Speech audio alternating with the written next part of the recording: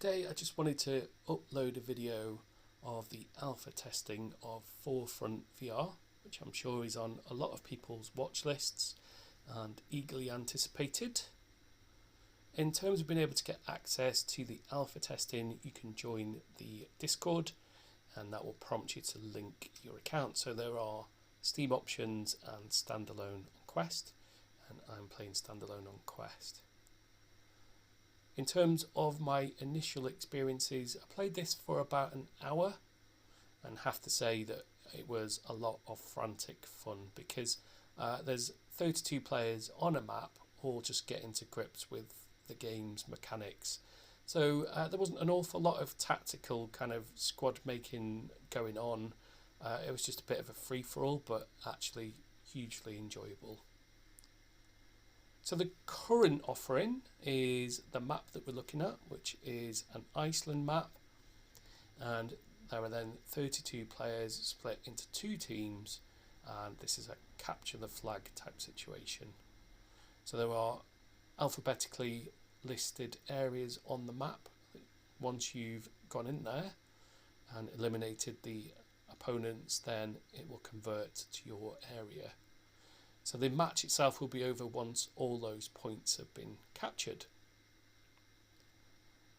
At the moment, on the loading menu, there's a lot to indicate what's coming soon, which looks like different playstyles and of course different maps. So I'm very much looking forward to that. But currently, as you can see, if you do die during your playthrough, then you have 20 seconds or so before you can respawn in to one of the points that your team currently occupies, and you can choose from different classes. So the classes themselves will determine what kind of loadout you get. So at the moment that is an assault rifle, a shotgun, and a sniper rifle, and of course some med kits if you're going to be a medic. So there's lots of room here for tactical play where you could squad up and everybody performs different roles. It'd be interesting to see how that translates into 16 players trying to do that, because that would be quite interesting.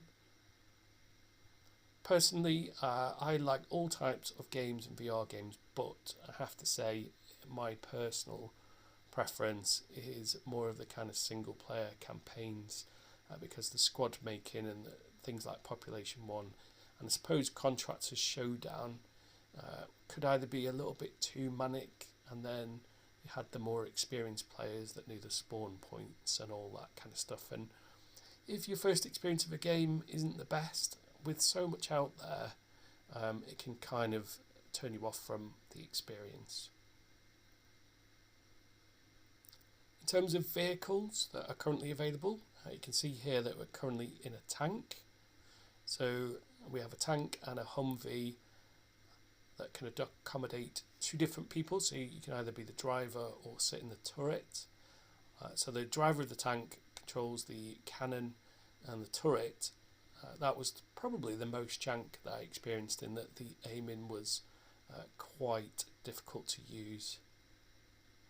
But that there is the whole purpose of releasing the game for alpha testing, is so that real people can get hands-on experience with the game and give that feedback to the developers.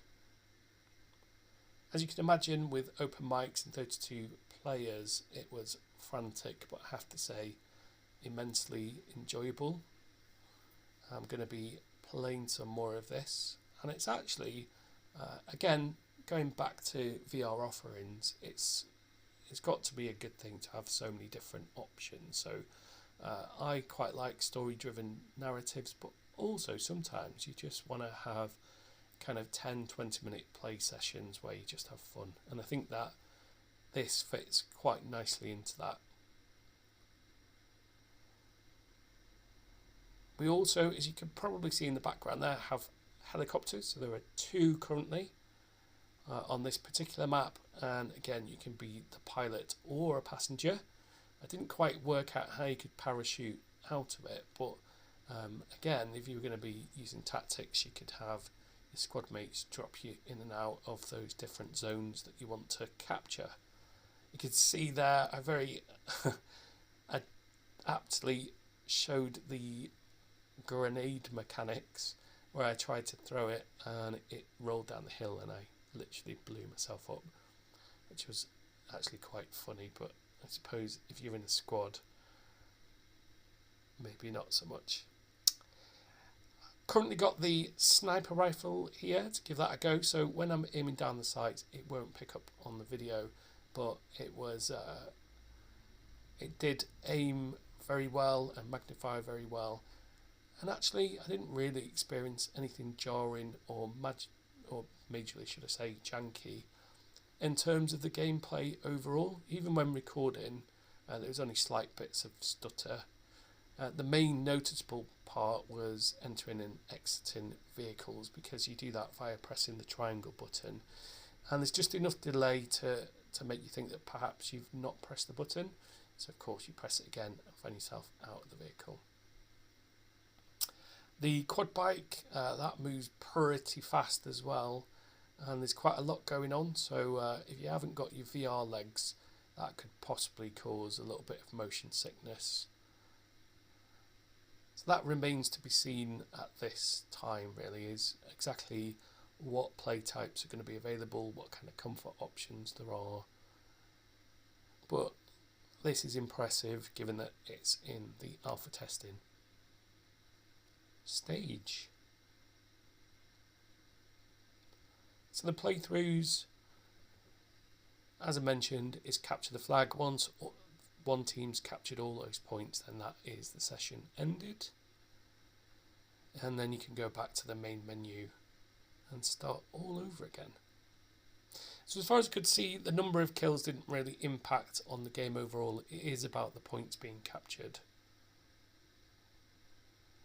And everybody that I encountered during the alpha stage was actually really friendly, because the other thing that puts me off these type of games is where it's just filled with toxic lobbies of certain age groups screaming inappropriate stuff at each other. That just makes the game not very enjoyable in my personal opinion, which is why I gravitated more towards the kind of Ghost of Tabor and Contractors exfil side of things.